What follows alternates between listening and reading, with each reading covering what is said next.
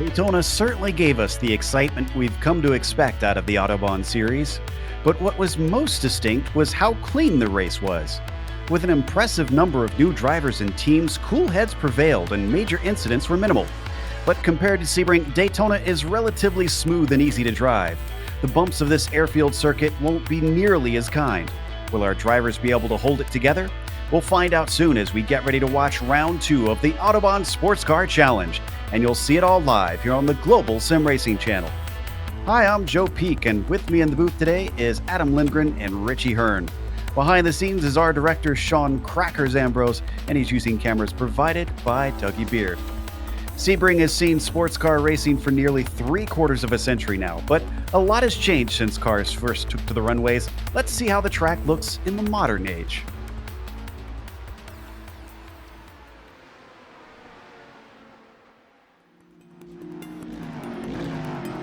Welcome to Sebring International Raceway. Home to the 12 Hours of Sebring, one of the most grueling tests in endurance racing, this is a track which has earned a fearsome reputation among drivers. The circuit itself is located on the southeastern edge of the city of Sebring, Florida, and was built out of Hendricks Army Airfield shortly after World War II. 3 layouts are currently in use, ranging from 1.7 to 3.7 miles in length. The longest course, which is perhaps the most well-known with it being the one used for the famed endurance race, shockingly still contains portions of the original airfield surface. It's this aspect which has become a signature feature of the track, making it extremely bumpy for racing. Sunset Bend in particular nearly shakes cars apart while they attempt to navigate the high-speed 180-degree corner. As you'd expect for the side of an airfield, there's nearly no elevation change over the course of a lap, but many of the curves are dramatically tall and unforgiving, daring drivers to glance them yet not hit them directly. Thankfully, places to pass are plentiful, including spots like the Hairpin and Cunningham. However, the many fast, sweeping turns creates a dilemma for car setup, since a vehicle that's made too stiff could wind up bottoming out on the onerous bumps. In the end, if you have the wherewithal to withstand the track's rough nature, you're likely to fare well. And since Florida fans almost always show up in huge numbers to witness this test of car and driver, you'll have plenty to impress at this legendary North American road course.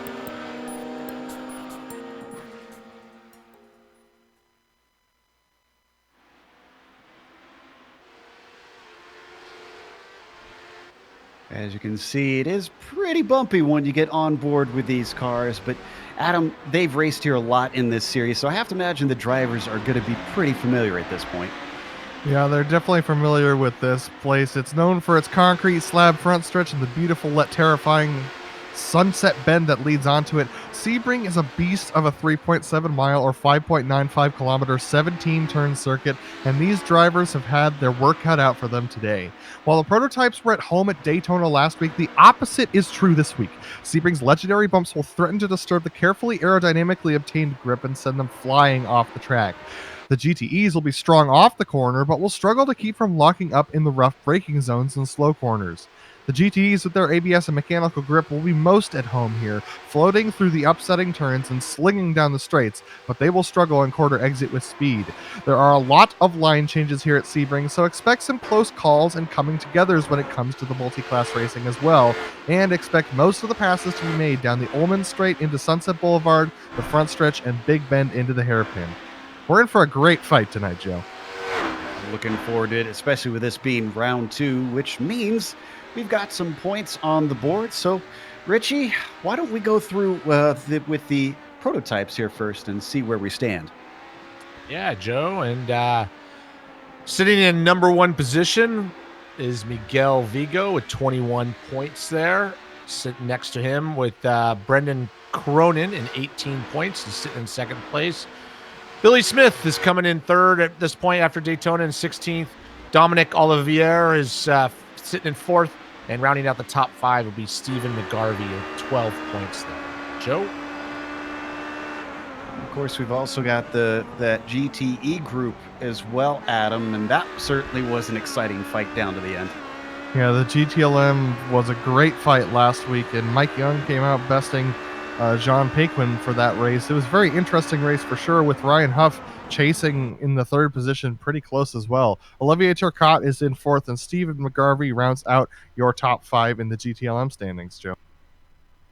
Of course, there is the GTD class, and well, Kevin Santana has started things off well. He took the victory. Eric Antilli giving chase, finishing in second last round. Sheldon Rosenbaum, very nice podium for him, and it's no mean feat. And certainly, he's been showing well lately in that GTD AM class. Tim McLeish and Shane Hunter round out your top five. As you can tell, all the different championships are close, with it only being one round of points. But the one that can get a little mixed up is the team's championship. Let's take a look at where that is, because they have a driver in each class. That's how you score points here, is one driver per class in your team. Automobili no Disassembly has managed to grab the most points with DeVries, Young, and Santana, obviously. Santana definitely helping with his victory there. Peralti, McGarvey, and Antilli and SRN Orange are very tightly behind. We got a little bit of a gap back. There's other teams still kind of struggling a little bit. P1 Sim Racing didn't do too bad. Paquin, with his second place, certainly was close to trying to get a victory for his team. That could have helped there. Naranjo and Sherburne as well contributing. Autobahn East and the Lap Rats Racing team tied for fourth place at this point, hot on the heels of P1 Sim Racing. Now, in case we have viewers who have not seen this series before, why don't we take a look at the race details as well. We are in round two, as we mentioned, and you can see we have multi-make classes in this series. The prototypes are all one make with the HPD, but then GTLM has those four different GTE class cars that you can race. And the GTD is multi-make in theory, but I think everybody except for one are all in Mercedes today, with the lone Audi being represented by Paul Slavonik, who certainly is holding his own. And all of those classes are open setup. It is a 60-minute race compared to the 90-minute race we had 2 weeks ago. And the incident cap is actually at 24 today. I know that says 36, but they run it down to 24 for these shorter races. So drivers will need to try and keep it clean out there. Right now, out on track, though, we've got the prototypes, Richie, and it looks like Nathan Lewis currently holding the top spot. And there's about 2/10 between himself and Miguel Vigo. Yeah, 46.8 to a 47.0 at the minute. Our winner from last round, Miguel Vigo, sitting in second. Nathan Lewis putting in a good time. It is close, though. So 46.8 for the first for pole. 47.8, 9 is all the way down to 10th. So it's a close grid. These guys still have a few more minutes left, and we'll see what they can do. It is a short race with only 60 minutes, so qualifying will be kind of important here. And of the three of us here, you're honestly the only person, Richie, that has had actual experience out here on the bumps at the real track. And with this being high downforce cars like what you ran during testing, I mean, what do you have to do as a driver to deal with that in such a high-tech machine? Well, honestly, you don't rely on the aerodynamics too much here. I mean, you crank in what you can, but it really comes down to just getting the mechanical grip to be able to float over those bumps. Your shock package has got to be right on the money, and just kind of hold on. It really is a tough track. It really wears you out physically when you do it in real life. Obviously, we're not doing that here, but not a lot of room for error. But it does feel good when you get it right. Kind of when they're going through those S's and everything in the back and coming down that back stretch, that's where the aerodynamics will come into play. But mostly it's just about getting over those bumps correctly. Meanwhile, even though we've already finished the GTLM qualifying, Bradley Haley on the pole down there. Adam, Mike Young striking very well in this first round. He's got the points lead, and he's up on that front row with Bradley Haley. So I imagine Bradley's probably going to want to try and redeem himself after a poor race 2 weeks ago. Yeah, definitely. Bradley Haley starting on pole. That's a great place to start. With that being said, the lower two classes have a different starting procedure than the HPDs. The HPD leader can go whenever the pace car pulls off between then and the green flag, whereas the GTLM class will be starting as soon as they go under the bridge through Sunset Bend. And so that gives the opportunity for the second place driver, this time being Mike Young, to get a good jump on Bradley Haley. So Bradley's going to have a tough shot down to turn one to try and make it around there and try and stay in the lead. So he's going to have to put his foot down and hope that he has grip coming out of that corner. As we were watching that, Miguel Vigo took provisional pole overall. He's got 7 100ths of a second over Nathan Lewis now. Gerard, who we rode across the line, was not able to improve that time by. He's still got about 2/10 to make up to get onto the top spot. Carlos Villa as well coming through. Where did he put himself? So we switch over to De Vries now. Yeah, Carlos came out in 12th after that lap, and Joe, it's only 2 seconds covering the top 15 drivers in the HPD class, so a little bit of a spread, something we're used to seeing at road courses, but still very competitive at the sharp end of the field. It is a huge field here today. I'm seeing 54 cars that have put times in here in qualifying so far. There's a few that are on our timing screens that did not put times in, and I'm looking through, but I do see everybody logged into the session currently. So we might actually have, it looks like about 57 cars racing around here today. Kevin O'Keefe, one of them, and right now he sits in 14th. That last lap, his quickest thus far, a 48.3. Yeah, with that many cars, it's going to be traffic is going to be really intense out there.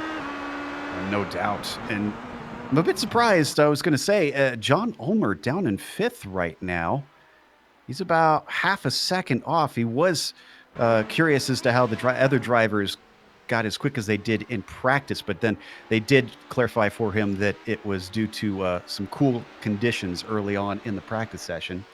Naranjo as well sits in 10th. Last lap looks like that was a non-lap. He must have had him off track somewhere. And 2 other drivers, Joe, that I'm surprised to see towards the back right now is Jimbo Pfeiffer and Dean Moll in 17th and 18th. They're both 2 seconds off of our pole time, so they're struggling on the bumps today. Yeah, that's pretty far off for both those guys. Usually those guys are a little bit closer up. And they got some work to do because with 19 cars in the HBDs, starting that far back makes for a long day, especially once they start getting into traffic. So we rode on board with Hill across the line. We've headed over to Olivier. I'm watching Nathan Lewis, though, who's coming around to finish his lap. Again, less than a 10th he has to make up to get on pole. Looks like that must have been an out lap, though. So it's not going to do it that time. So we now switch to Michael Overbay.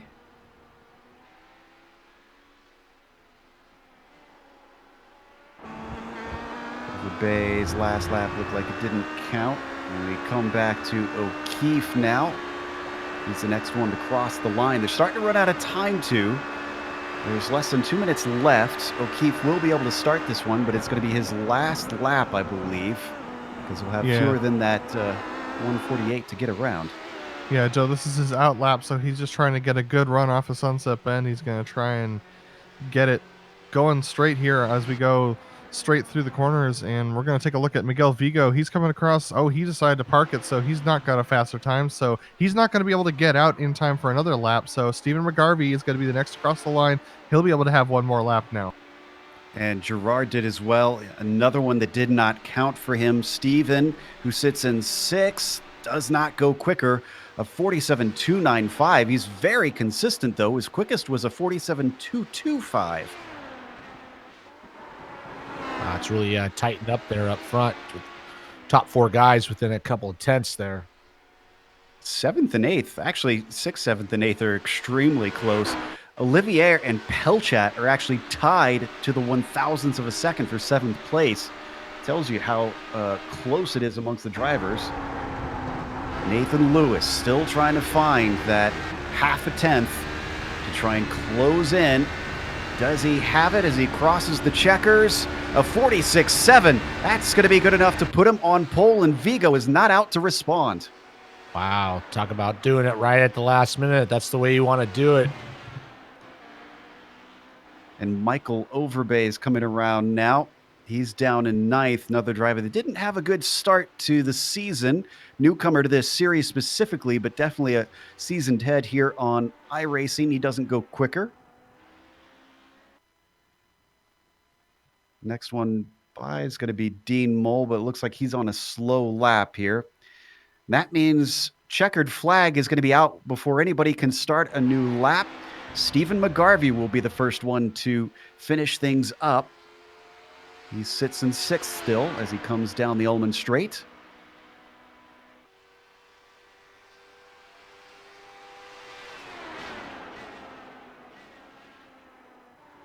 Out and around Sunset Bend. His quickest is a 47.225, like I mentioned before.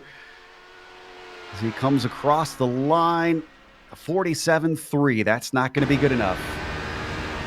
Next up is Patrick Pelchat. He came off the final corner just a little bit tight, so he's going to be coming through this corner. Looks like the sun has gone behind the clouds, so this is giving him a good opportunity to get through Sunset when it's a little bit cooler. Let's see what he can improve.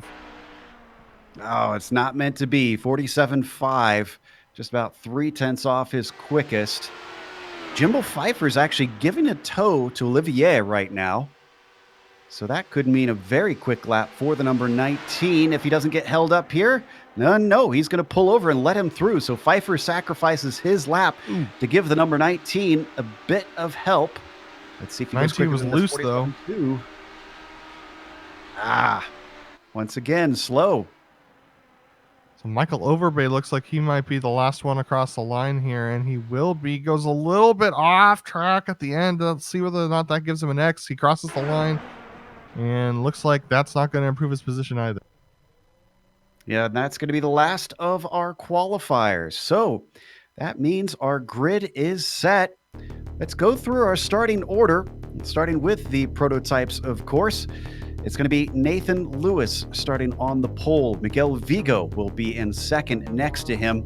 See if Vigo can take another win. Jason Girard's going to try and deny him of that. The multi-time champion starting P3 with John Ulmer in 4th place next to him. Josh Wolf will be 5th at the green flag with Stephen McGarvey in 6th position. Dominic Olivier in 7th. We saw his last lap was not an improvement. Pelchat will be P8 with Michael Overbay in 9th. Clifton Naranjo will be rounding out the top 10. Billy Smith, unusually far down for him, starting in 11th, and Carlos Villa in 12th. Jason DeVries, another one I'm not sure why he's as far down as he is. He'll be starting 13th. Luke Carbonneau in P14, and Dean Mole in 15th. Kevin O'Keefe starts 16th today. Then you've got Dave Hill in P17. Jimbo Pfeiffer 18th, and the last of our prototypes is Kyle Strykars in 19th. Richie, what's our GTE class starters look like? Yeah, starting on the pole, we mentioned this earlier, is Bradley Haley. Right next to him would be Mike Young. In the row behind them will be Scott McGarvey and Kevin Binkley. Olivier Turcotte and Taj Edwards will be on the row behind them. Leif Pedersen and John Paquin, Ryan Huff, Vince Bow, Daniel Garalti, Robert Kansanian, Daniel Johnson, Jose Gomez, Mark Wilson, and Steve Jones round out that field. Brian Wash is going to take the pole for the GTD class with Paul Slavonic behind him. Kevin Santana is going to start off in the 3rd position, flanked by Sheldon Rosenbaum in that 2nd row. And we have Paul Lindsay in the 3rd row with Tyler Gilmette starting off in 6th. Lionel Duprat's going to start off 7th place next to Corey Mitchell in 8th. Eric Intilli's going to round out that top 10 for you with Sean Fleming, Joey Trungale, Marty Jeffries, and Mark Pedrowski in the top 15 for GTD starting. And we have Shane Hunter, Tim McLeish, Jared Eaton, and Mike Major rounding out that top 20. Mike Major quite a ways down in qualifying this week. And then Sean Reese, Jerry Mueller, Chris Sherburne, and Martin Roy are going to round out the GTD field with Dennis Sevredic possibly not joining us today. It looks like he hasn't lined up yet. Yeah, I still see him logged into the session, so I'm not sure why he hasn't hopped out there. Now, it is a little bit darker out. Well, that's because our start time is similar to last round at Daytona. It is 5:30 p.m. virtual standard time, and one of the reasons I bring that up, Adam, is you've made a note that I feel like will tie into that late start time here. It's pretty cool. Yeah, it's extremely cool. It's 77 degrees on track, and that's going to be a very different condition than what they started with in qualifying. Qualifying was around 83 degrees, so this is going to affect everything. And if they haven't been thinking ahead to building their setups for this cold temperatures, they could be caught off guard. Isn't that right, Richie? Yeah, definitely. I mean, you got to think forward. But fortunately, getting cooler usually means more grip. So it's better that way than all of a sudden being 120 degrees on the track. But it is going to get a little bit dark out there. And it looks like the cloud cover is going to stay. So it's going to help with their tire wear. But you're going to definitely, you can work on your downforce and everything to kind of compensate for that. So hopefully they thought it through. Yeah, that's a good point about the darkness as well. They don't have a lot of lights here compared to what we had last 2 weeks ago at Daytona. So hopefully the drivers have been doing some practice, weaving their way through the dark. Already you can see our field is taken off behind the pace car, heading down into the chicane for the HPDs. Richie, I really enjoyed you telling us about getting to test with IndyCar. 'Cause something we haven't seen with IndyCar lately is apparently they had to modify the track for you guys, you were saying? Yeah, back then we were approaching where that hairpin, almost about 180, 190 miles an hour. So they felt it was a little unsafe. So right around where that bridge is, they put in a temporary chicane and to slow us down a little bit. I don't think they do that now, but it was a little interesting, that's for sure. I can imagine trying to find your brake marker with those just being curbs like you were telling us, as already we're heading up towards Cunningham, one of the potential places to maybe get a pass in. But this is also a very tricky spot here, Adam. We talked about the lap traffic earlier. I feel like this is one of those narrow parts where we could see them trip amongst each other. Yeah, this is very much a place where you could get in trouble if you're an HPD getting held up behind, especially a GTD car that has trouble getting off the corner quickly, because these HPDs take a little bit to spool up themselves, so they're not actually going to be able to pass the GTDs through this section with much proficiency. Unless the GTD sees them coming and gives them a lane, the GTD could just cross across the track and block their position. So these HPDs are going to have their head on a swivel and be looking farther up the track than they're used to be able to time these passes right. So now come through Bishop and into Jean Dembien, close to the end of the lap now, and up towards one of the more dangerous, well, not dangerous and tricky, I should say, corners through Sunset Bend, with all its bumps and its high speeds, especially in these high downforce HPDs. Granted, physical danger isn't necessarily as much there as we ride on board with Gerard here. Riding in that second row, he's going to be watching closely with Lewis and Vigo to see when they go. Porsche pace car very close to releasing our field here today. We'll have 60 minutes of racing for round 2, 3 classes out on track. And it looks like we have everybody out here on track. So 57 cars that are clogging this place up. Who is going to be able to see the checkers? Down and through Sunset Bend, under the bridge. Pace car getting ready to peel off. Lewis has control of the field, waiting patiently. He goes pretty quickly, and that's a bad start for Miguel Vigo. In fact, already Jason Gerard down to the inside as they start to come up to turn 1. This is where things can go very much awry unless everybody gives each other space, and so far so good. Adam, what's it look like in the GTEs? The GTEs got off to a very strange start. Daniel Johnson just jumped the entire field, which is a very odd thing to do here. We're going to have to look at this back in a replay at some point because there's some very interesting moments. Daniel Johnson now pulling over to the side of the road as Bradley Haley and Mike Young pull through. Richie, what are the GTDs looking like? GTDs are just getting started right there. They're coming through very cleanly. And really, it's going to come down to just kind of getting your feet wet there and not getting too crazy on those starts. Usually they come through that one section here, right here, as tightens up. You see a couple of people pulling out, trying to make some moves, but so far so good as they weave themselves through underneath that Corvette bridge, back down the straightaway towards that hairpin we were talking about.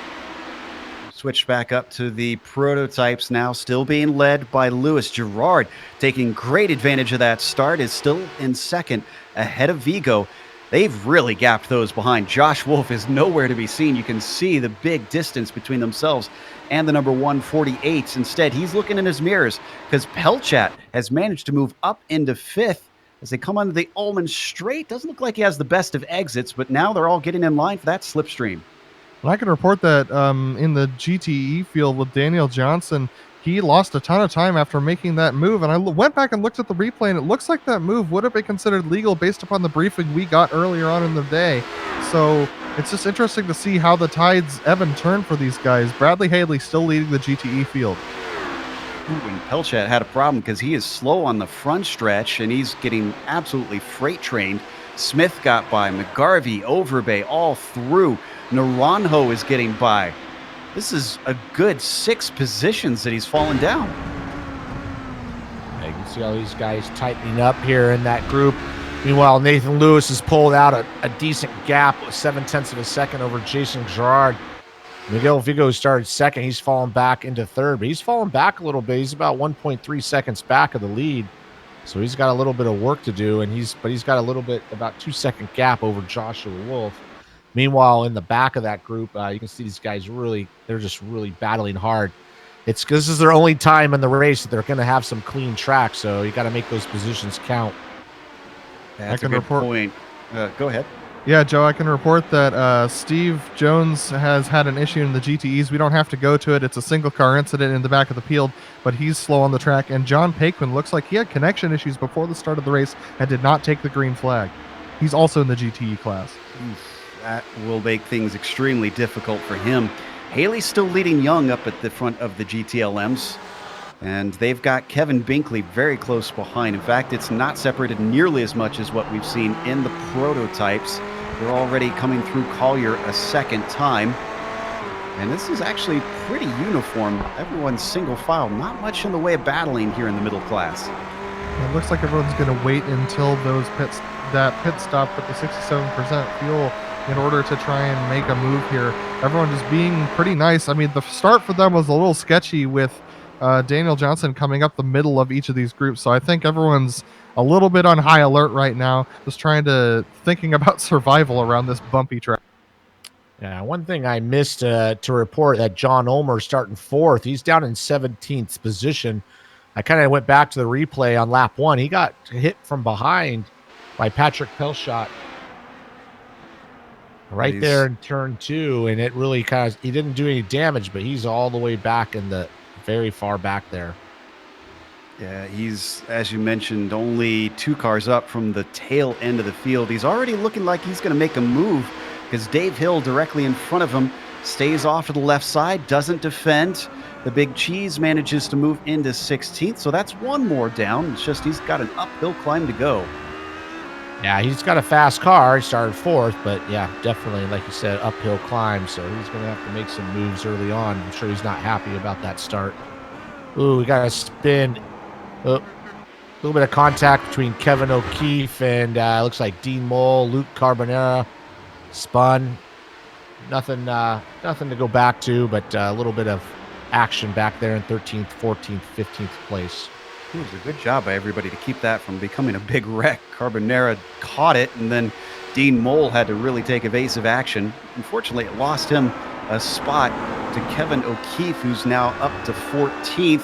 Actually, still side-by-side action, as you see on screen. John Ulmer getting another spot just past Dean Mole, and Dave Hill's going to try and pass Dean as well. That really hurt his momentum, having to check up. We had a big incident in the GTEs with Robert Cancian and Jose Gomez, who collected each other going into the hairpin just now. So we have an action on screen as well. 2 of the HPDs just collided with each other. Trying to figure out who that is. Was that Strykars, Hill, and Pfeiffer there? Because they're close together and 3 wide coming up into turn 1 for what is effectively last place. Pfeiffer is the deepest in. Coming off, can he carry the speed though? So right on board with Strykars, watching the battle, and that's a big lift there from Dave Hill, letting him go. Yeah, the 2 cars that were involved in the wreck were Dean Mole and Jose Gomez. So they both recovered and are back going forward. Doesn't look like too much damage for them. But man, the back of this HPD field is chaotic right now. Let's get a little... Oh, go ahead. I was going to say, yeah, it's very chaotic. All the action's down in the back of that grid up front. Everybody's kind of separated out, running smartly. But just like what Adam said, all the action's happening in the back half of that. Let's give a little love to the GTD leaders. Wash was under threat from Slavonic, but then they got separated because we've still got Gomez trying to get back up with his own class. Oh, boy. Was he just about lost it into the leader? Yeah, Jose Gomez up at the front of this pack, and Paul Slavonic just passed Ryan Wash, but man, that was very close through turn 1. Ryan Wash almost got taken out, and look at this, Jose Gomez almost getting into the back of Paul Slavonic. He's not raced around these GTDs before, and he's not being able to predict where they're going to go very easily. We weren't able to show it on screen, but Gomez with a big bobble there in turn 1. And John Olmers had it. Break him in the corner. John Olmers had an incident in the HPD class. We don't have to go to it. It's a single car incident, but he's also spun. He's on the backstretch, so he'll be able to get back to the pit road pretty easily. Phrase you'll have to learn being here, Richie, is the cheese is off the pizza when it comes to John Olmers, so looks like he's had more problems. Yeah, he's gonna in for a long day. He's probably pretty frustrated with that, but I was going to bring up what you guys were saying about those GTDs and GTEs. I mean, the time difference is not that much. It's really hard for these guys to pass them because the GTDs are pretty quick. So Jose Gomez is struggling right now to get by Ryan Walsh, and that's making a big mess out of the front of the GTD class. And now we're watching the leaders here in the GTLMs with Binkley trying to work on the top 2, but let's go back to Wash because I think Slavonic's got a good run here coming down the Ullman Straight, and finally they've been passed by Gomez. Almost made contact more times with Ryan in the process. He's starting to gain as they come up to Sunset Bend, but doesn't gain enough. He stays behind. Very different line between the two cars, and he gets the nose in. Both of them go around. This is going to hand the lead over handily to Sheldon Rosenbaum now. I mean, this is one of those tough moments where it's just really difficult to try and predict where the car's going to go. Paul Slavonic commits to the inside, and at that point, all he could do is just try and brake as much as he can, but it just looks like a little bit of netcode and a little bit of miscommunication, and the two of them are around. Adam, do you think that's the differences in how the cars drive, that maybe that's the normal line for Paul, but not for Wash? I think Paul thought that Wash was going to wash out wide and was unable to do so, as Ryan Wash is battling with Mark Kodrowski now down in the 9th position in class. But I think Paul Slavonic just is able to get in a little bit deeper, and so it was a combination of things. I think Paul was trying to make that pass, but also didn't realize how slow the Merc was going to be through the center of the corner. Wash out wide. I see what you did there. Yeah, the leaders. I was going to say up front, leaders are the JPDs are already getting into the back of the GTD classes. Oh, that's a good point, and that's going to shake things up there. Let's head over to Nathan Lewis, right on board as he weaves his way through the back of the AM class here. Chris Sherburne stays out of the way. Got a little bit of a gap before he gets up to Martin Roy, but after that, it gets a little bit more complicated.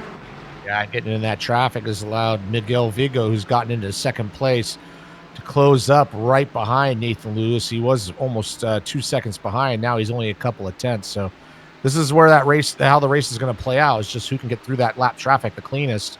And with this short race, you're not going to be able to be patient. And guys, I hate to take you away from this, but the battle for the GTD lead is happening right now. Tyler Gilmet on the inside of Sheldon Rosenbaum as they go through Sunset. And it looks like an over-roader from Sheldon being attempted here. Not going to be able to make it work. He turns it a little bit too early, and that allows Tyler Gilmet to get to the lead of the GTD class.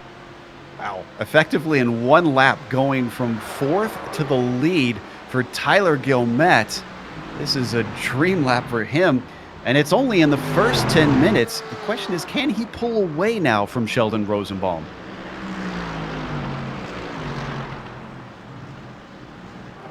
From Sheldon's perspective, to hop on board the Merc. One of the more technical portions of the track here. Not a lot of places to pass until you get here, down towards the hairpin, but he's a little far back. Yeah, I think Sheldon Rosenbaum's gonna be backing off a little bit. It sure looked to me like Tyler Gilmet had the pace on Sheldon just over the course of that lap, but things switch over during the course of a run, and maybe Tyler has a good short run car and Sheldon has a good long run car. We're gonna see as the fuel loads start to empty on these cars. Going up to the GTE class, the GTLMs, Kevin Binkley still very hotly chased by Scott McGarvey and Olivier Turcotte. They're all within about a second of one another. This is a great run in that Ferrari down the backstretch. Is Binkley going to be under threat? McGarvey quite there by the time they break for Sunset Bend. They swing it back around onto the front stretch. He'll get a second bite of the apple if he gets a good exit, and this looks like a great exit, actually. Scott McGarvey looking on at Kevin Binkley. He's going to look for him. Let's see whether he dives down the inside. He takes a look. He's going to brake a little bit later than him. And here, he makes his contact with the inside wall. Just lost control of it. Let's watch the replay. So he hands the spot back to Binkley. Hopefully he's not too damaged because that was a pretty hard slap. That's a lot of damage on the left side, Joe. That's some significant damage. Oh my goodness. Looks like he just got a little bit loose entering the corner. That's a tough situation. Yeah, it's definitely going to knock the toe out. If we can go back to basically 7 and 8, these guys are battling hard. They're going side by side through Sunset Bend, getting through traffic. Also up front, I was going to say that Michael Vigo is caught right on the back of Nathan Lewis. These guys are really having to slice through these cars, and this is with 57 cars out here. This is a lot of work, but definitely got a battle going on our hands. That was Billy Smith on screen. We saw having a go at Stephen McGarvey for that 7th place. Didn't quite work out, but look at how thick and fast it's coming. Overbay is trying to get by some of these GTD cars. That's McLeish, Chantilly, and Slavonic. Slavonic well down the order, unfortunately. They swing it into the hairpin. They're all going to have to go around the outside. Everybody trying to give each other space. But now the line goes back and forth across the track. You got to pick your spots carefully. And the track's a little bit blocked by 2 GTD cars. That's a 3-wide move there from, I believe that was Joey Trunk. No, that was Mark Overbay. Wow, sorry, Michael Overbay, rather. Looking at all the names going by, it's hard to keep track of them as they go by here. Here comes Billy Smith and Stephen McGarvey on the inside of Mark Kudrowski as well. Wow, yeah, that traffic is insane. Yeah, this is honestly about par for the course for this series too, so welcome to the show. And this is certainly making life a headache for the GTDs as well. It's not just holding up these prototypes, but then as a GTD driver, you have to watch your mirror and make sure nobody's taking advantage when you let the other class get the blue flag. And Billy with all Smith, that, I was going to say, with all that traffic from basically from 6th to about 12th, they're all stacked up at this moment in the HPDs. Yeah, Carlos Villa was right on Billy Smith's back bumper as we saw looking back from Billy Smith. They're still nose to tail as they go across here. Man, there's battles all over the place. Stephen McGarvey, Michael Overbay battling as well as they come into turn 1.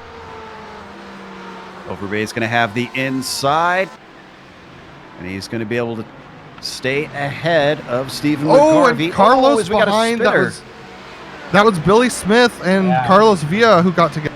Yeah, Billy Smith is going to have to back up, and unfortunately he's got all these GT cars coming by him. It doesn't look like he hit anything, but he's going to continue on, and he's lost a lot of track position. Yeah, he is not happy. He's was complaining, but I don't think he really has reason to complain, as Smith just was plugged up essentially. Yeah, no reason to complain there. Take a look at Billy Smith going to the inside here. He has to whoa up because of a GTD cutting across his line, and then he gets rammed in the rear end by Carlos Villa. So there's Carlos not much he can do. He's in the pit lane now, so he must have taken a tow for some reason. Yeah, I'm not sure. It didn't look like he had that hard of a hit. 46 looks like he might already be out of this race. John Ulmer has already retired. So is Steve Jones. We still have 55 runners out on track. Checking on the GTE drivers here. We've hopped up to one of our battles on the front stretch. This is But it looks like for 6th place here, Leif Peterson leading Ryan Huff, Vance Bow, and Taj Edwards.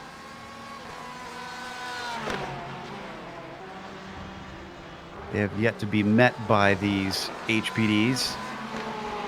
Yeah, How far back are they? pretty quiet for these guys compared to what we were watching earlier, but they're going to get into that traffic pretty soon themselves. Yeah, and these guys are gonna they seem to be just riding right now, but as soon as they hit this traffic hits, I don't know whether or not they're gonna be able to. I mean, it's gonna mix everything up for sure, Richie. I mean, multi-class is one of those things that's just very difficult to predict, and that's the best chance you can to really make move. Yeah, I really like it because it gives you a chance, even if you're not a faster car, if you just play your cards right and get a little luck, you can get that advantage. So it looks like these guys are just kind of holding steady, knowing it's coming. And then we'll see all these GTE cars kind of starting to mix it up a little bit. Yeah, Leif Peterson, as we mentioned, is at the front of that train. They're in the blue and red machine. It's not going to be long before the prototypes start plowing through. Hopefully, I mean, the best case scenario, I think, Richie, is if they can catch them either here on the Ulmer Straight, or Ullman Straight, not the Ulmer Straight, or the front stretch. Yeah, well, with this many cars, it's not going to be a guarantee, but they've had it pretty quiet so far. But those guys are coming, that's for sure. As the leader, Bradley Haley, is going through Sunset Bend, and Jose Gomez, he's not quite on the bat, almost straight there. So these guys are coming pretty quick. And here comes the prototypes around those guys at the moment. Yeah, the prototypes are starting to catch the back of them. Nathan Lewis looks like he's losing time to Miguel Vigo in the just on raw pace, and we're going to take a look at this right now. It's really close between those two right now at the lead of the HPD. Yeah, it looks like Michael Vigo, he's closed back up, and he's only 0.2 of a second. Earlier, I thought Nathan Lewis was a little quicker in clear lap, but it looks like Michael Vigo is just a little bit better in traffic. Certainly using it to his advantage. And they've also dropped Jason Girard almost 3 seconds back to the current champion back there. You ride on board with Miguel. A little too far behind for an attempt here into the hairpin, but they've got a little bit more in front. Daniel Johnson, the next one up in those GTLM cars. Yeah, if you look up ahead, you can see about 4 or 5 of them lined up, and they're going to catch these GTLM cars at the wrong time. So where they're catching them right now, it's unless you get them into that hairpin, you're going to be behind them for a while. And you can see them flashing the lights and hurry up, get me out of my way because the leaders are coming. And man, that's starting to get a little bit nuts. Yeah, and Vigo used that to great effect. He's closed it down to 0.2 of a second here. They're going to gain on Daniel Gralty as well. Will they get him here in the back and forth of Jean Debienne? He just might be able to slip inside, and he does. That actually holds up Miguel Vigo in the process. Just when he needs it, he creates a gap.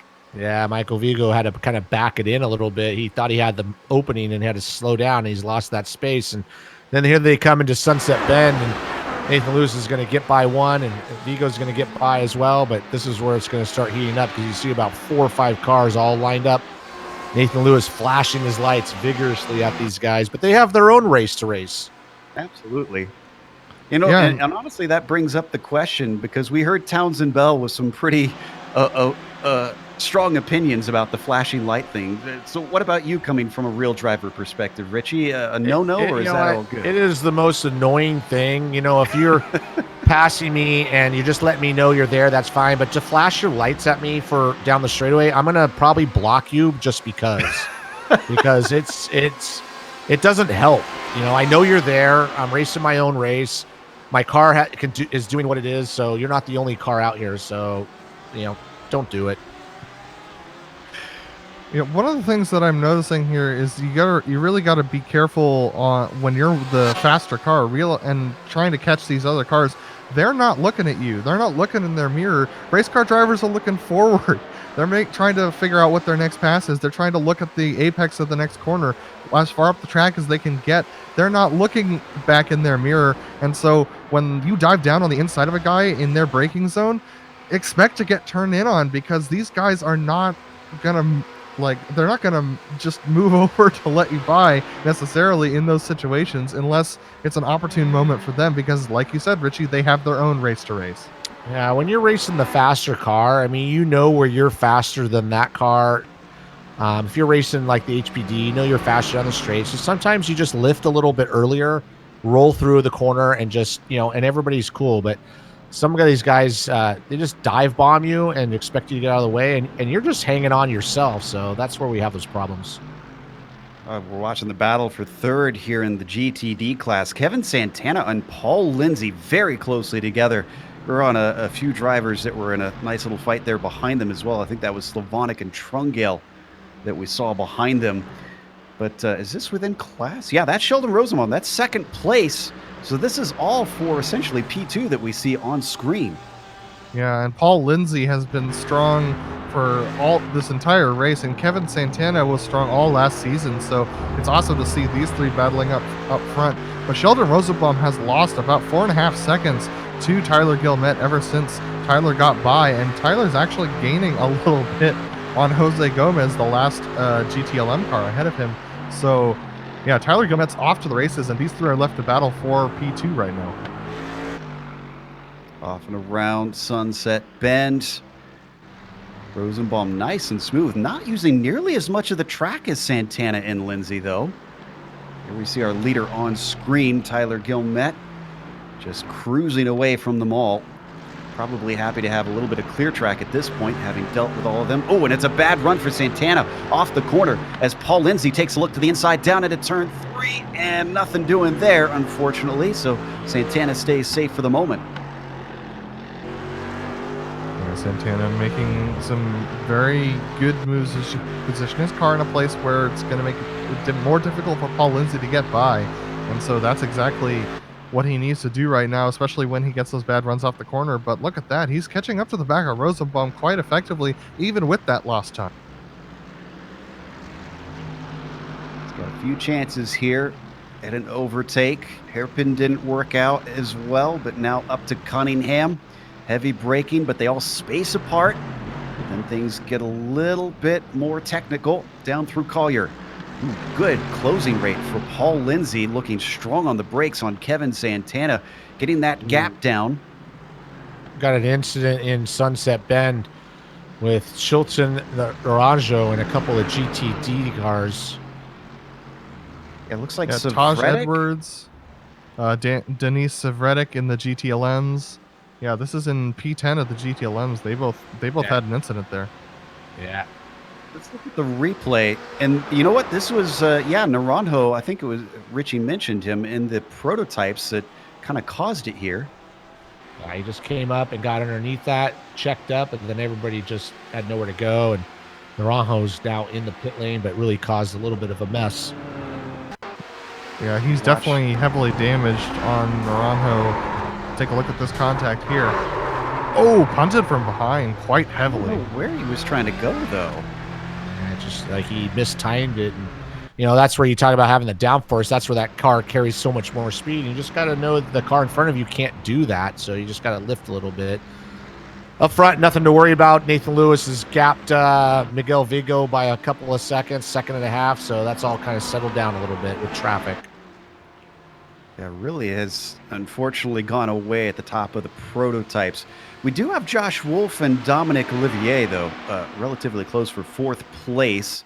They're still dealing with some of our GTLM drivers. We ride on board now with Dominic, looking forward into the sunset, hence the name of the corner. And they're going past Mike Young, the 2nd place in the GTLM class. He's trying to catch Bradley Haley, who's just going through the corner. The fastest Ford, in fact, I think the only Ford on the track here tonight. And so Joshua Wolf and Dominic Olivier, look at that. Dominic getting a decent run off the corner, but Josh is just a little bit too far ahead. No move that's going to be made here in turn 1. Having to go around the outside, though, of Bradley Haley there. Closes them in quite a bit. Going around the leader of the GTLM. I'm really surprised at how the GTLM class, they're kind of just quietly running around. Not too much drama going on. All the drama's been up in either the GTD or the prototypes. In fact, let's give Haley a little bit of love here. Credit to him, stretching it away from Mike Young by about 2.5 seconds. And you're right, it seems to be the MO once again this season. We've seen this in seasons past where this GTE class just kind of does its own thing. And then at the end is when it really erupts, like we saw 2 weeks ago at Daytona with the draft race, suddenly giving us a run to the line. Yeah, Joe, and let's be honest, it's almost halfway here. We're just about to cross into 33 minutes to go.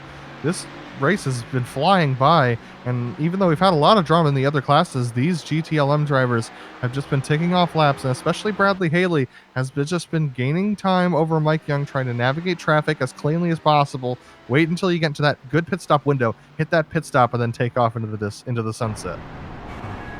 For those wondering, the pit stop window is pretty close for each of the three classes.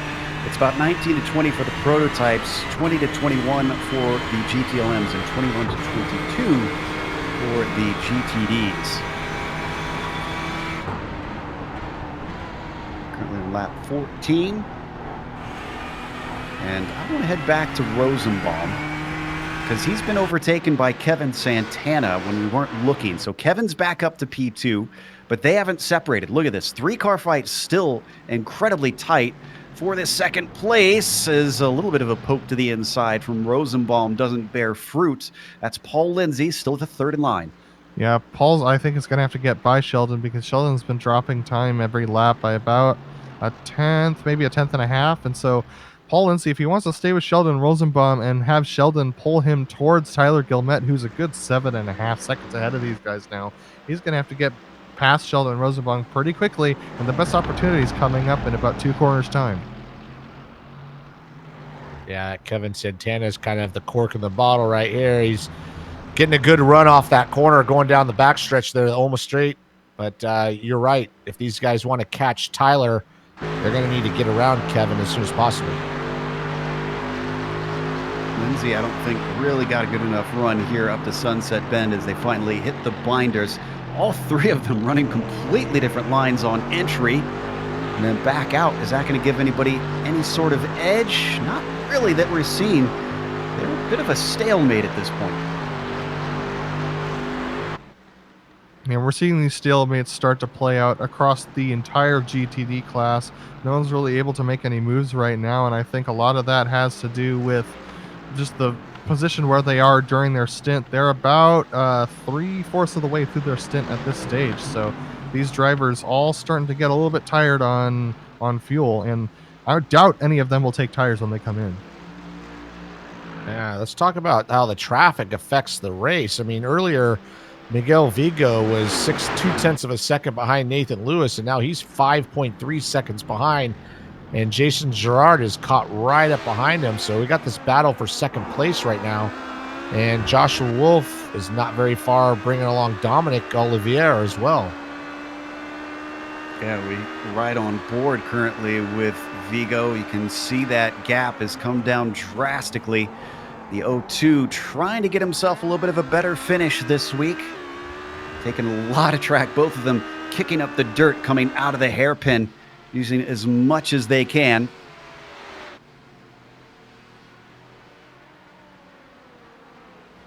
They're going to come up over halfway here. I'm surprised we haven't seen really, I don't think, any scheduled pit stops yet. Yeah, well, I think looks like we're only working lap 17, so probably about 2 more laps here. These guys will open up. But yeah, you're right. Sometimes if you can pit a little early and get some clear track, makes a difference. But I think there's so many cars out there, I don't think there is such a thing. Yeah, probably not much advantage to be gained. If anything, it's a roll of the dice, as that was Tim McLeish that they just lapped, and it certainly didn't seem to help out Jason Girard. He falls back a little bit. Shane Hunter up ahead of Miguel Vigo now, but he's going to catch him right here. There's those lights, and he's going to send it in. He manages to get through. Nathan Lewis is in the pit lane, just as we talked about it. So splitting it up almost perfectly halfway as we're 29 minutes in now. Well, 29 minutes left, rather. And these HPDs can take tires with their pit stops, so this is an opportunity for Nathan to get an edge. If he can get out into a decent gap and pull some decent laps, he might even get even more time over Miguel Vigo than he had when he came into the box. Yeah, that's sometimes you got to look at that gap. That's going to be key, is coming out, is getting that clear lap. And looks like he's the only one. Well, there is somebody else that took the pit stop, but he's going to be kind of on his own once he comes out. I think in the background, Jared Eaton missed his pit stall. That was who you saw backing up. The battle that I was talking about was between McGarvey and Overbay. McGarvey came out on top for 5th place, or what is currently 5th place in the prototype. So you can see them heading through the hairpin currently. That's McGarvey in the orange and white machine, and Overbay in the blue and white. So Nathan Lewis is going to come back out in the 11th position. Jimbo Pfeiffer's also on pit road in the HPDs. Then we have our first 2 GTLM takers, Leif Peterson and Ryan Huff as well. And quite a few of the GTDs are taking pit stops as well. Paul Slavonic, Joey Trungale, Eric Intilli, and I believe Mark Kudrowski have taken pit stops as well. Peterson also coming in from the GTLM class. Looks like this is actually going to send him to the very back of that field. Behind Ryan Huff, who appears to have taken his. So Huff will return ahead of Leif Peterson. See where they cycle through.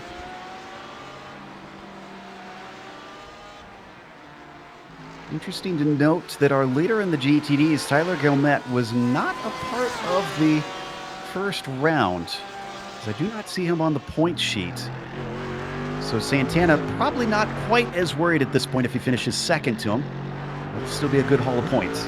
And all of the HPDs are starting to come in now. Miguel Vigo all the way down through Patrick Pelchak. In fact, I think this is going to be the whole field of HPDs as, wow, I think that was Jason Gerard who missed his pit box a little bit. He's going to lose about a second on pit road here. So everyone taking time. Yeah, Nathan Lewis coming through Sunset Bend right now, going underneath the Yokohama Bridge.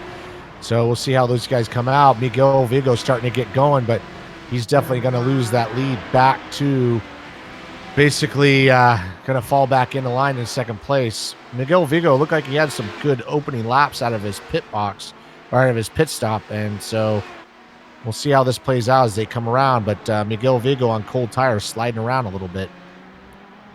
I'm looking at the gap as it settles out, and I think Vigo gained a little bit of time on Lewis, though. It's up to 2.7, so might have had a little better time with traffic. Really, the only driver to go to the 20 laps we predicted as the maximum length was Billy Smith. Spinning in the hairpin, he did about a half spin. This is going to allow Vigo to get right up behind him, so that 6-second lap is gone. And it's now going to be game on for the next 25 minutes or so. Let's look at the replay on that. Unusual mistake for Lewis. Yeah, he just came in a little bit fast and lost the rear end at about a half spin. Maybe he's feeling the pressure a little bit by Miguel Vigo behind him. Yeah, he's definitely applying the power quite early going through those corners, and with the extra added fuel load, that car's not going to respond the way that you're used to. And here comes this. There it is right there, just a little bit half spin. Now they're heavy in traffic, and Miguel Vigo is right on the back bumper of Nathan Lewis as they come up to about 6 cars heading towards Sunset Bend. You can see those flashing lights. Yeah, that's Jones was trying to go too wide there, and I don't think Lewis really wanted that. There he manages to get by Major. Oh, he's going to send it on the inside, but he's going to be blocked by that GT car. Well, that was close. Wow.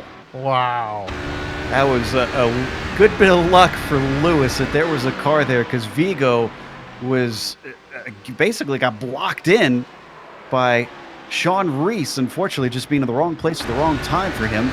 Right on board with Vigo, continuing to give chase. They re-inherit the lead because Billy Smith now has come in. That'll make for all of our prototype drivers now having completed their stops. I think Richie, I'm starting to get the sense that Lewis seems a little shaken here. Yeah, I think when he came out of the pits and saw that he lost some of that time, he's just pushing the limits a little too hard, and he just needs to settle down. He's got the car to win, and he's just got to settle down, take a breath. And they got some clear track in front of them now. So we'll see who's got the faster car in the next half a lap or so. So another pit report. We have Olivier Turcotte, Taj Edwards, and Denis Sevredic in from the GTLMs. So the entire the entire HPD field has pit. So the GTLMs still running out there, as well as most of the GTDs who have yet to pit, as we're watching this battle for first in the HPDs. Lewis still leading the way. Vigo's not falling back. It's looking like he's good as the sun continues to set here, but interestingly, the temperature on the track has not gone down. It's actually gone up 1 degree Fahrenheit. Ooh, and this was a very good run. You can see already Lewis is trying to break the draft as they weave down the Ullman Straight. A little bit of traffic ahead of them, but they're not going to get him until they get to the front stretch. He's doing it again. He's going to try to send it on the inside. He's really getting to Nathan Lewis. Nathan Lewis is to focus ahead. You're not going to break the draft here, as there really isn't that much. So you're just going to focus on hitting your marks. But Miguel Vigo's doing a good job. Wow, that was bad timing. It was a good catch on Lewis's part, but it looks like he was caught out by Hunter ahead of him. I'm amazed he's still got the lead. Vigo still trying to chase him down. Car sliding as he deals with the buffeting from Lewis's car ahead. And just when he needs to be right underneath him, unfortunately, as they come to the hairpin, he is not within attacking range. I can now report that Kevin Binkley has pit from the GTLM 4th position. He'll be in and come back out more or less in probably 10th or 11th in that class as this battle continues. And Haley's still leading up at the front of the GTLMs. Looking to try and get his championship run on course. Driver who's been desperate for a championship for a while. Let's give him a little love. I'm keeping my eye on this battle while that happens. So if it starts to erupt, I'll bring us back. Yeah, right up front, we don't need to go to it, but as you see on screen, there's quite a battle going on between the GT cars. But really, just Miguel Vigo's his best opportunity is just going to be able to take advantage of the cars in traffic. He's just got to be patient. I think he's got it right here. He got a much better exit because of the lap traffic, and so Lewis covers off the inside. Vigo actually squeezing him down, trying to keep him pinched to the inside. And when they come together, they both get onto the binders, but it looks like Lewis is going to be able to stay ahead. The over-under being attempted by Miguel Vigo now. Still gets a decent run, gets back into the slipstream, this time covering off that inside, drifting back to the racing line. Lewis up in the front, but it is getting personal. Yeah, that was some great racing, and you're right, Miguel Vigo is trying to force Nathan Lewis to stay on that inside line, but Nathan Lewis was pushing him out as well. So great job by both these guys, and this battle is going to go right down to the wire, I think, and hopefully they just keep it clean. The leader of the GTLMs is in. Bradley Haley has hit pit road along with Mike Young and Scott McGarvey. Scott McGarvey has decided to stay out, so that's going to be an interesting development to see whether or not that changes his fortunes this race. So with everybody coming into the pits now, this is going to start to shape up the GTLM field. Maybe we'll start to see some action there as well. Not gonna lie, I really love that paint scheme on Mike Young's Ferrari.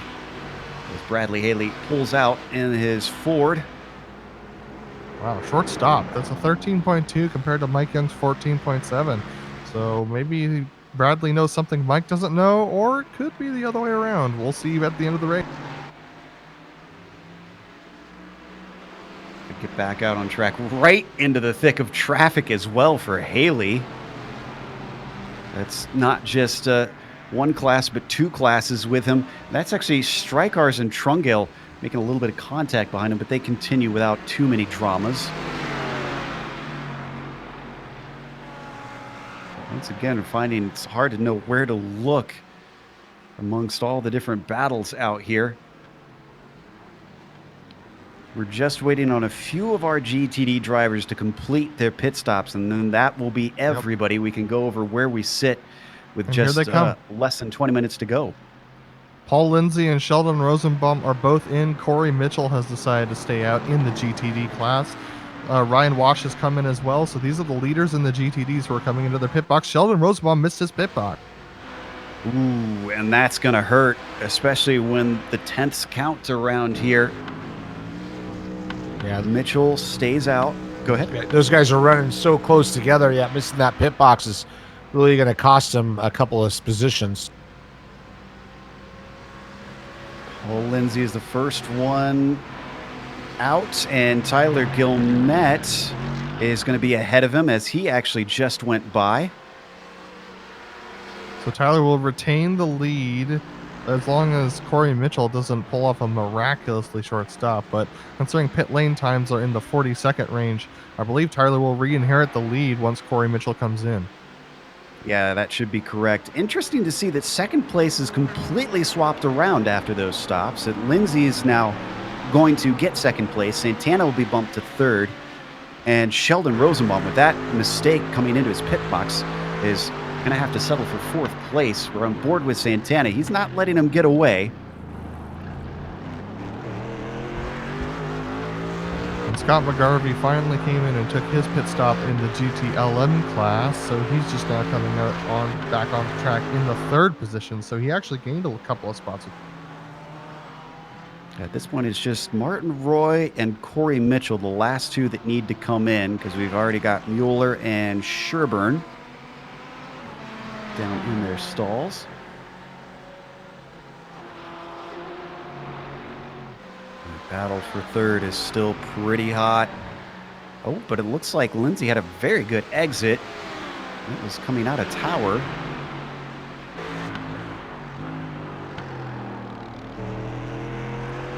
Wow. Yeah, and that's Dave Hill ahead of them, who's struggling a little bit on traction coming. I think he just recently came into his pit box on a couple of laps ago. So Kevin Santana and Paul Lindsay battling it out here for the third position, looking on at a struggling HPD. That's a stressful moment there, Richie, having someone almost lose it in front of you. Yeah, that could ruin your whole day, and it's not even in your class. So that's one thing, even if you're in the slower classes. Oh, here we go. A pass for the lead. Vigo's trying to go on the outside of Nathan Lewis, and these guys are battling. Oh, he's going to do the crossover here on the gas hard. He's going to have position, I think. If these guys don't get together, he's going to take the lead right here. Down into Tower. He manages to slip through in the first time this race. Miguel Vigo back up to the front ahead of Nathan Lewis. Lewis looked like he was hounded for a long time, so does he have the pace to stay with the number 48? Or will traffic help him once again? They've got Marty Jeffries to the outside of Lamont, both of them aggressive to get through. Yeah, and it was actually a mistake from Nathan Lewis. The little bit of wheel spin off the corner that allowed Miguel Vigo to have that run. But as they come up to Sunset Bend, they have a lot of traffic ahead that both of them are going to have to navigate. Let's see whether Miguel can do.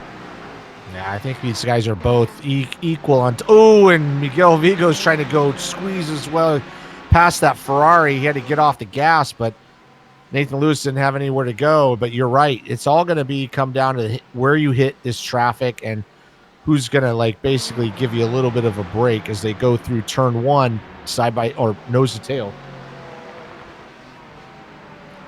Down into three once again. It's Daniel Johnson in front of Vigo now, but he's going to take his normal racing line. Vigo's held up.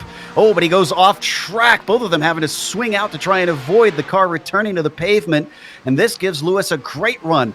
He's got the slipstream covering off the inside. Miguel Vigo's going to make him work the hard way around.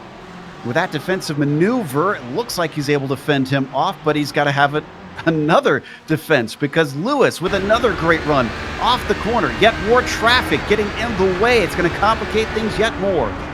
Yeah, they're catching up to these cars at really the wrong time. So these guys are going to have to be smart. Those guys in front of them are racing their own race, but it's getting tight. I think Nathan Lewis he's got to be pretty good. He's going to send it right on the inside, and he's going to take that position. Oh, brilliant move from Lewis. That gets him first for at least the moment. Here comes Vigo right back at him. Barely given enough space by Lewis, who actually chops him off coming into the break-in for Jean Debienne. Now they come onto the backstretch. Can he maybe get himself a good run? Nope, that traffic's going to be exact wrong space for Vigo. Oh, but we Oh, had an no. incident just behind them. That's Reese and Gerard. Oh, that's Gerard with big damage. Jason Gerard was in third place before this incident, and he has no front end anymore. Jason Gerard in third in the HPD's serious damage right now. Trying to pull things up here. We're going to see if we can get a replay on this one. Looks like he just, well, he thought he had the inside here into Le Mans.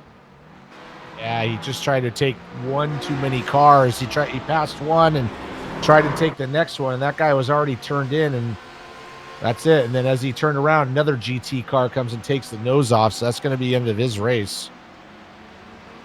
Yeah, he's already come into the pits. Now, this gives third place to Olivier, who started in 7th, so a huge gain from the number 19 to get onto the podium. Pit stops are done, so let's real quick go through the top 5 in each of our classes, starting with these prototypes. Richie, how have things been going here for the top group? God, it's been crazy. Right now, we got Miguel Vigo sitting in 2nd, right behind Nathan Lewis, and we've seen some great passes, and obviously we saw the problem that happened to our third place fit driver, Jason Gerard, which brings Dominic Olivier and Joshua Wolf up to 3rd and 4th. And then 5th rounded out by Stephen McGarvey as well. What about the GTLM class, Adam? Yeah, Bradley Haley has had a pretty commanding lead of this for quite a while now. He's got a 6-second lead actually over Mike Young, with Scott McGarvey in 3rd place. Mike Young in 2nd has been doing a very consistent race right now, and he's doing an excellent job.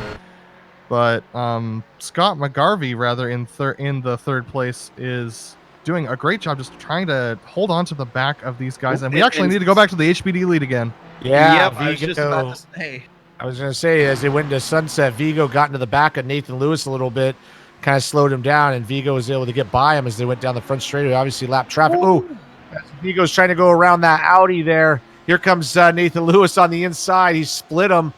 They're going to go side by side into and Vigo. The whole, these guys are racing really hard, but they're racing very clean. Oh, man. Heart in your throat moment for poor Paul Slavonic, who saw the leaders split him on either side. Here we go again, though. Lewis has got to run, and they've got a little bit more traffic. Vigo at the last moment is able to dive to cover off the inside line. Lewis can't quite get it away from him. Still gets the throttle down very well out of the hairpin. As it weaves back and forth, which side is he going to pick? He'll have to go around the long way up into Cunningham. Braking hard, Vigo looking good, and he once again fends off the charging Nathan Lewis. Wow, this is some really great racing by both these guys, and they're racing hard, but they're racing very clean, and they're getting through that traffic very clean as well. And I give props to the guys like Slavonic and stuff that are going around, because they're just doing their thing, but they're not affecting the race. Up towards more of the traffic, and he's just going to bail. He is gone. That was Turcotte making sure to give way to those two HPD leaders. Yeah, he just said, I'll just take the cut time, and you guys go. Let's see. Did we get through the GTLM top 5 there? No, we haven't had a chance to get back to Kevin Binkley, who's in 4th position right now. Kevin... He's just in front of this battle. Actually, they're going by him right now. That's Kevin Binkley that they just sneaked by. And Olivier Turcotte is the one in 5th position who rounds out the top 5 for the GTLMs. And he's been doing an excellent job as well. But he's just a little bit behind. And we're going to have to bail on this again, guys. Yeah, because... Oh, no! Together! He gets turned! And Nathan Lewis is going to try to stop and let him go. And at the meantime, because of that, the GT cars pounded into the back of him. He's going to let Miguel Vigo get going again. Wow, good racing, good sportsmanship. But that was nuts.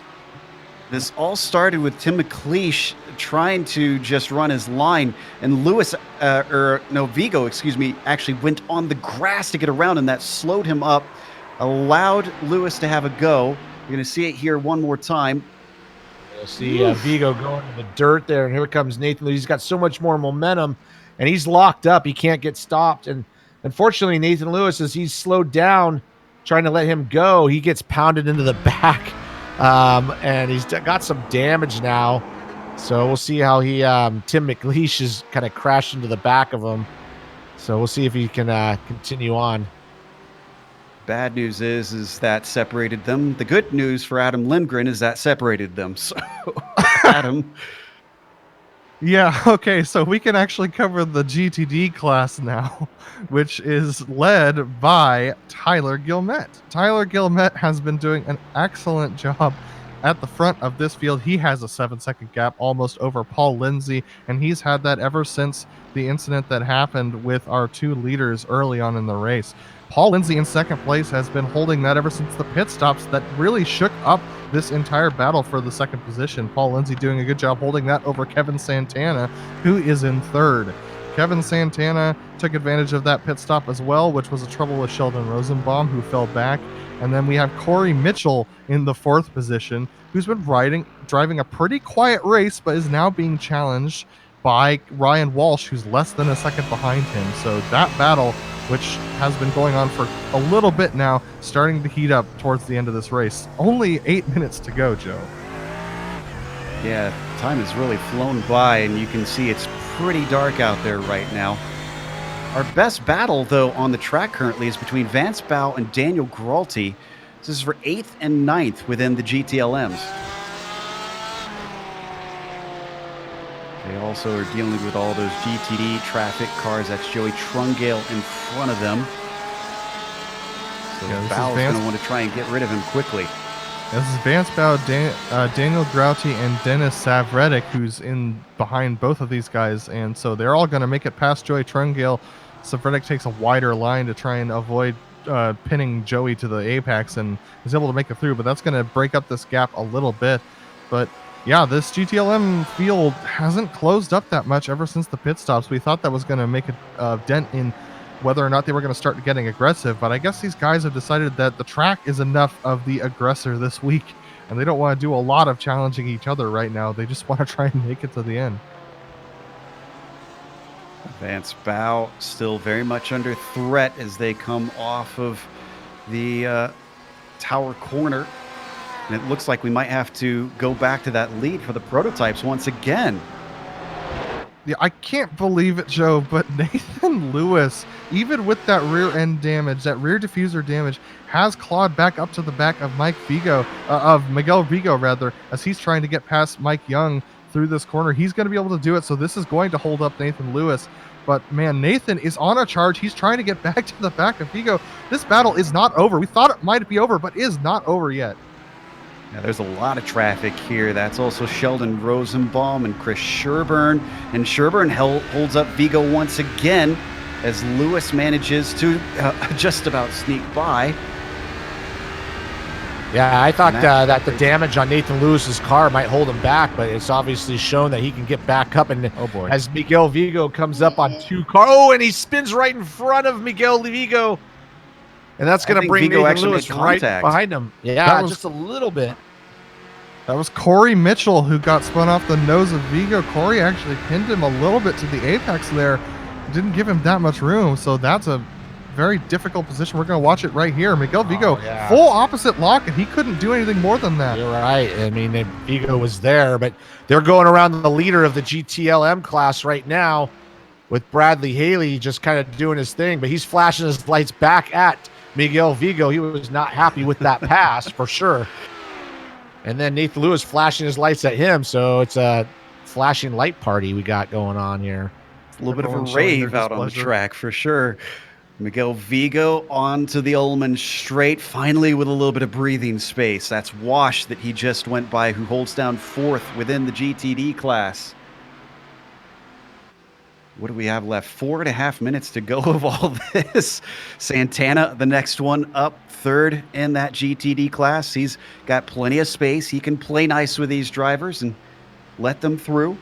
Yeah, and Joe, I can understand why Bradley Haley was so upset, because that lost him 2 seconds to Mike Young, who's now within 2 seconds of Bradley Haley. So that's a tough spot for him. Wow, Nathan Lewis quite loose there as we're watching Bradley Haley go through behind this HPD battle we've been watching. You know, we've ignored all the other fighting HPDs because Olivier is under threat from Steve McGarvey. I haven't really covered that he's run down the number 19. They're dealing with the same issues. It's a lot of traffic that's causing them to ebb and flow. Yeah, these guys are going by Bradley Haley as well. Fortunately, they kind of caught him at the right time down the straightaway into the hairpin. But McGarvey's kind of blocked in by both those, the Mercedes and the Ford. Great battles all over the track here. This has been a great race. Not much time for them to try and decide all these fights. Looks like Olivier gets himself something of a gap over McGarvey. We got a little bit of a better battle with Mitchell and Fleming here down in the GTDs. Yeah, this is Corey Mitchell, who got spun by Miguel Vigo, and he's trying to make his way back up the field by passing Sean Fleming. Wow, quite assertive there. Good job for him, but look at this, Sean Fleming fighting back with a good exit, but he's not going to be able to get it done. Olivier Trzaskowski trying. Oh, contact! Off track for Corey Mitchell. He manages to keep it out of the barriers, but that does let Fleming by. And Olivier Trzaskowski, who's in the GTLMs, just sneaks through, trying to stay out of that mess because he is completely unrelated.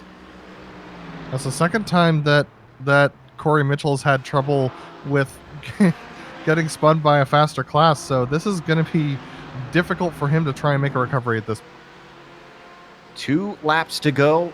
Vigo just went by with about 2.5 minutes left on the clock, taking the white flag. Lewis has dropped back to about 1.5 seconds now.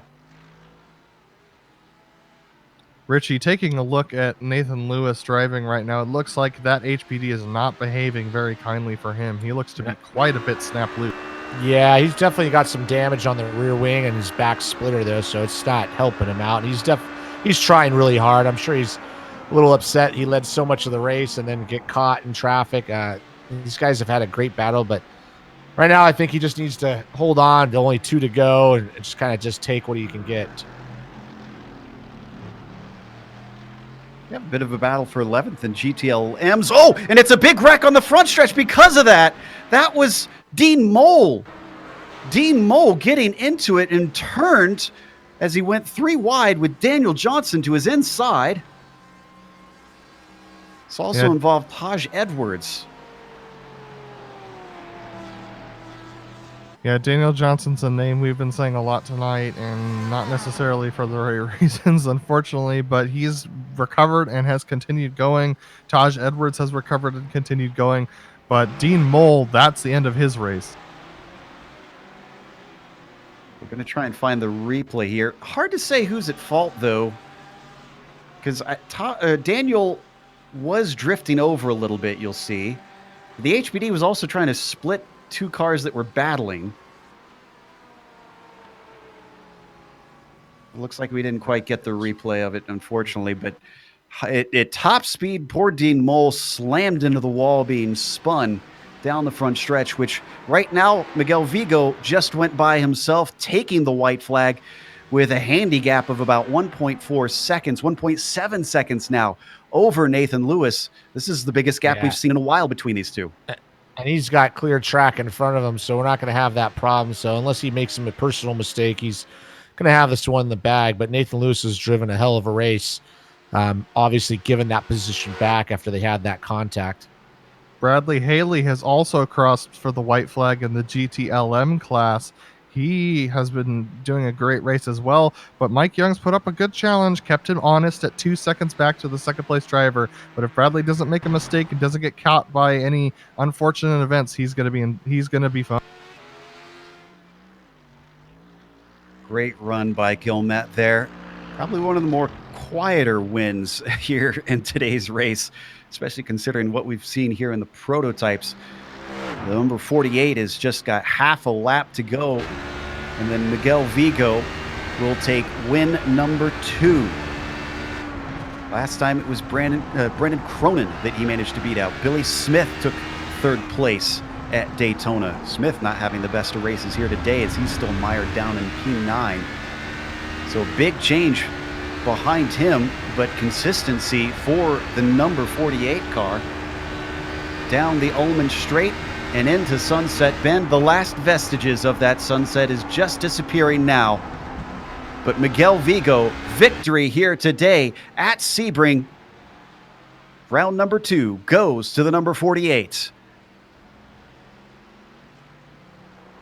Tyler Gilmet as well coming around here, Adam.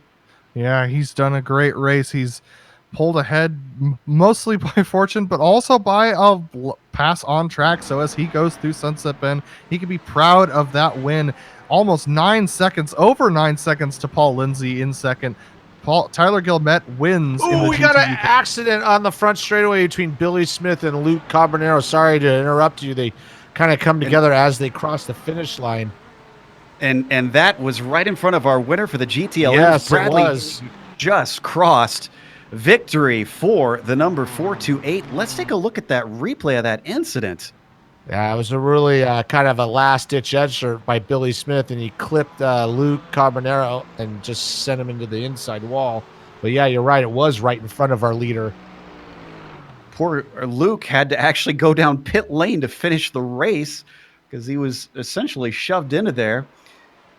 Boy, if I was Haley, I'd be just praying as that happened. Just stay out of my way. Let me finish and win. Yeah, Haley, after finishing 7th last round, probably extremely grateful for the win.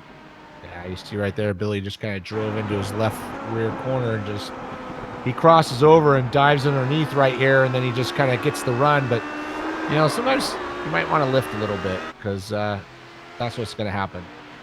Stewards might have to take a look at that one afterwards. Yeah, and Luke Carbonell managed to finish in 9th just behind Billy Smith, so he didn't lose any positions aside from the one he lost to Billy Smith with that incident.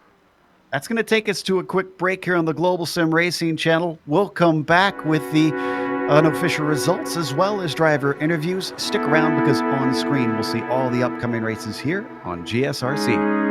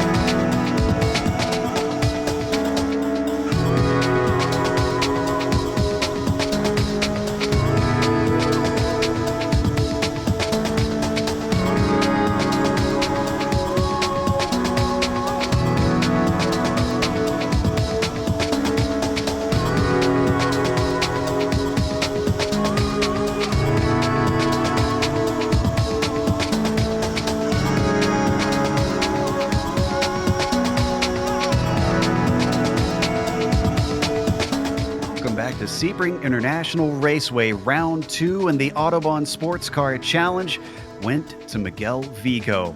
He took basically win 2 out of 2 races, with Nathan Lewis challenging him the entire way.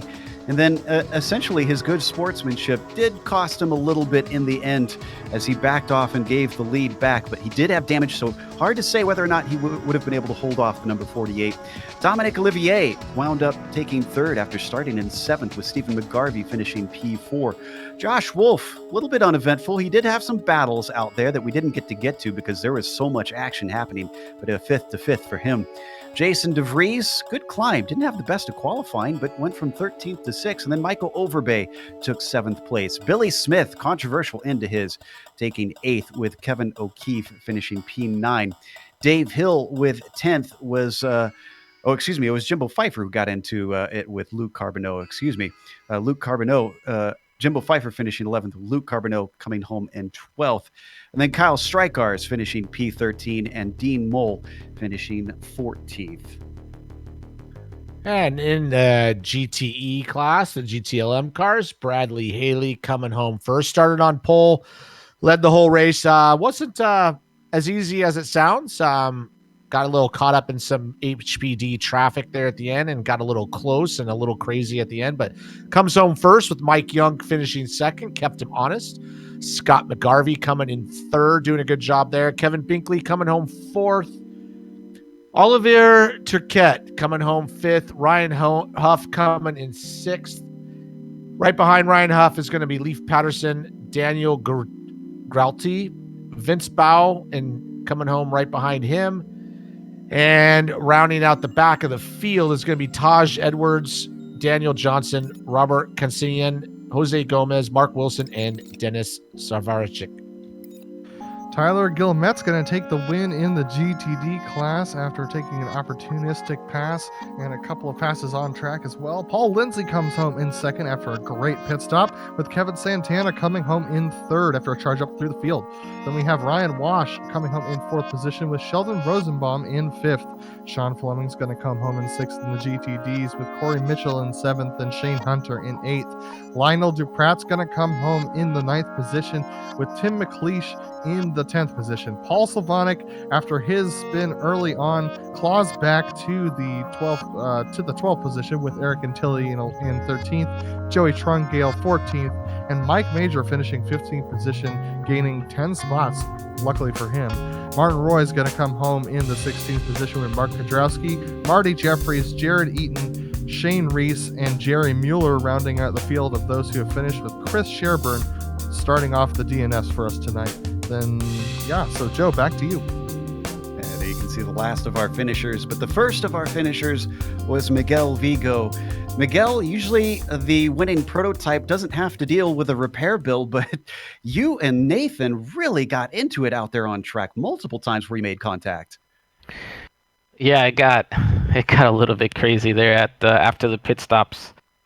Nathan ran a really good race. He was really on pace. I kind of got caught sleeping at the start there, and that led Gerard by. I was able to get him by again, and I just try to do as best as possible to kind of save fuel and just try to bring down that deficit, because I think I had like a half spin on 7 there, and I was up like 5 seconds, or he was up 5 seconds, and I just kind of short fueled a little bit and cut it down, and then we just, traffic helped me a little bit, but yeah, it was nuts. Like, I'm still like, I'll have to go over it and see just all the carnage that happened. Certainly. And it seemed like the traffic played a pretty big part in the ebb and flow of your gap between you and Lewis. How is it from your perspective? Are you pretty happy with how things went with the other classes? I mean, not really, no, but that's just part of multi-class racing. Unfortunately, it's just on some tracks it works better than others. I know that some of those guys aren't as quick as us or anything like that, so they're gonna have tunnel vision, so they're not gonna be able to kind of have that situational awareness of what's going on, even if we're flashing our lights 3 seconds behind or anything like that. They're just so concentrated on driving that when we get up close to them or anything like that, with our closing speed with the HPD, it just kind of gets them by surprise, etc. So, yeah, and exactly what you're saying, just the ebb and flow around here, and it worked for him for a little bit, and then it kind of worked for me. I knew I had to pass him straight away, just because the traffic was just all over the place. So I knew if I could get in front and then just have a little bit of luck with traffic, maybe I'll be able to eke out that second or two to keep them behind me. But as we saw, that just really didn't work out. Well, you're a Floridian who's now won 2 races at Florida in this series, but you don't have that home court advantage next round as we go to COTA. Do you think you can make it a three-peat? I hope so. We'll see. I do have some experience at COTA with the HPD, so definitely be a little bit easier for me to practice in. And yeah, definitely excited. It's going to be a heck of a championship with some of these guys. I mean, the pace was very, very close, as you saw. Qualifying was very close as well. So yeah, it'll be interesting to see how it pans out. Absolutely. That was Miguel Vigo, our winner here today, starting from second on the grid in those prototypes. But up next, we've got Bradley Haley, as Adam is going to be talking to our winner in the GTLM class. Yeah, Bradley, you, for the most part, had a quiet day, but walk us through that one lap you had with Corey Mitchell almost spinning ahead of you, and then Miguel Vigo coming through. How stressful was that with Corey Mitchell spinning right ahead? Yeah, it was a great race up until that point. I was thinking I was going to get lucky with traffic, and towards the end, it seemed like everybody was battling. There was always two by two cars, and I knew he came in there pretty hot, and it looked like he might have tapped him in the rear and spun him. And then I thought I was going to be able to squeeze by, and I had to slam on the brakes, and then I couldn't. The front tires were smoked, so I couldn't get it to turn, and had to go through the dirt. And yeah, that required a towel to wipe up my sweat because I was sweating pretty good those last 5 laps. Definitely. And Mike Young gave you a good challenge towards the very end of that race. Were you worried about losing that position, or were you pretty sure you had it in the bag at that point?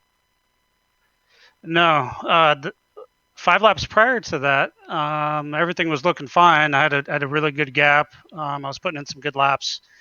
When I came out of the pits, I was able to throw down some pretty low 56s again.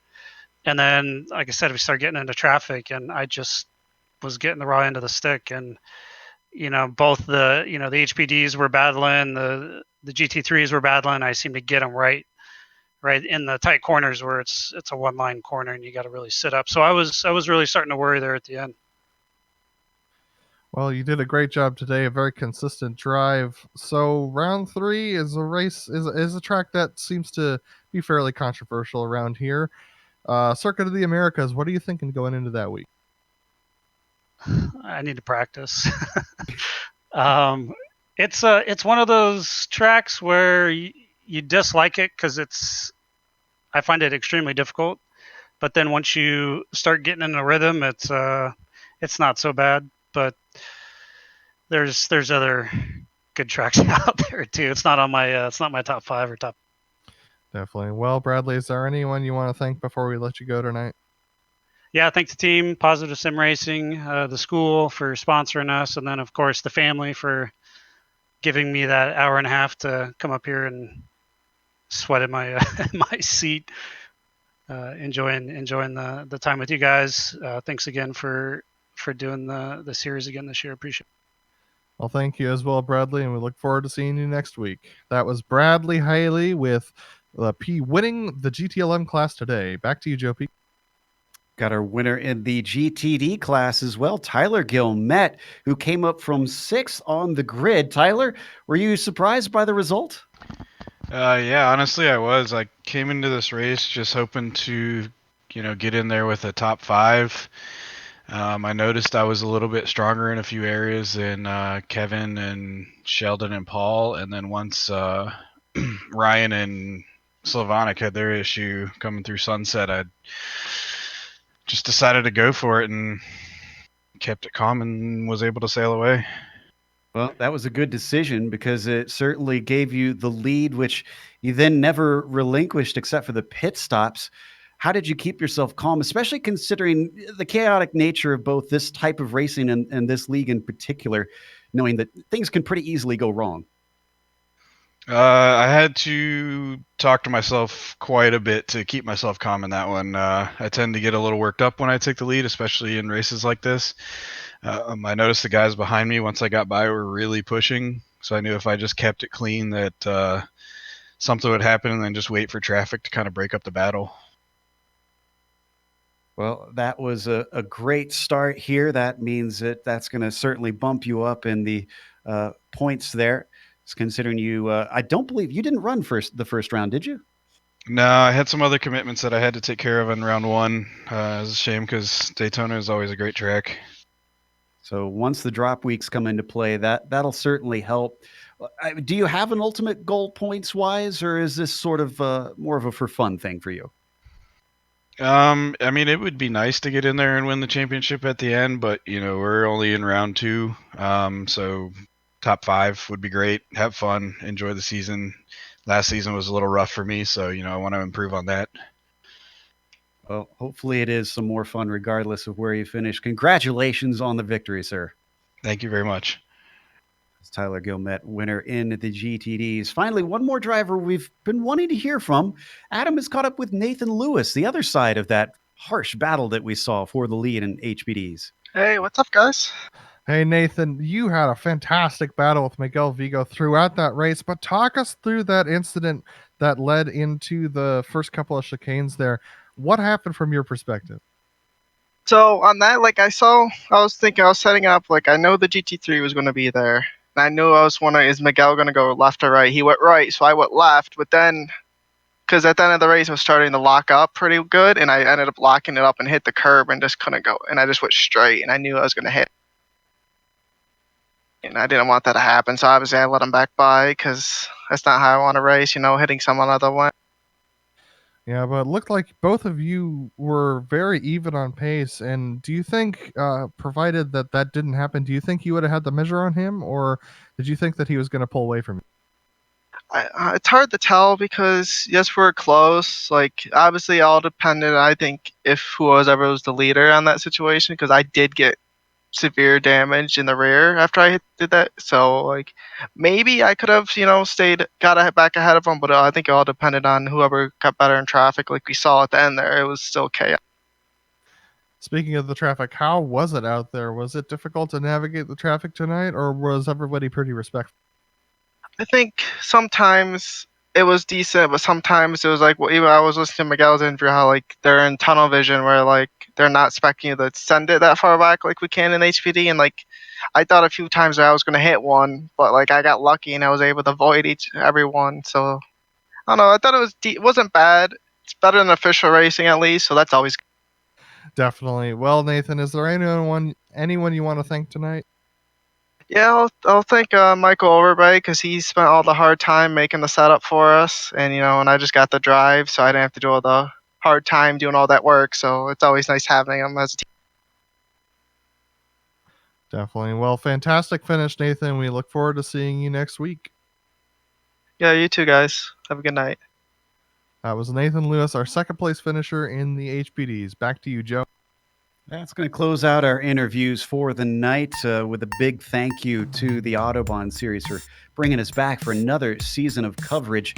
But also a big thank you to the companies that provide the software and the hardware for our broadcast. You can see them listed here on your screen.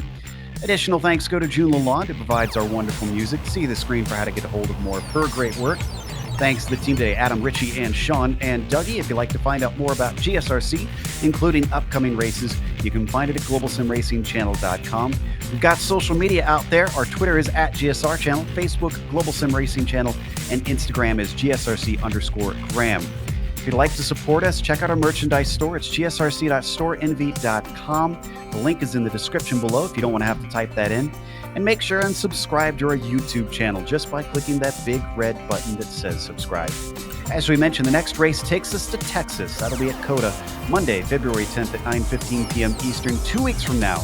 But we have upcoming races for other series listed on the screen, so check those out and mark them down on your calendar. Until next time, though, race clean, race hard. We'll see you on the track.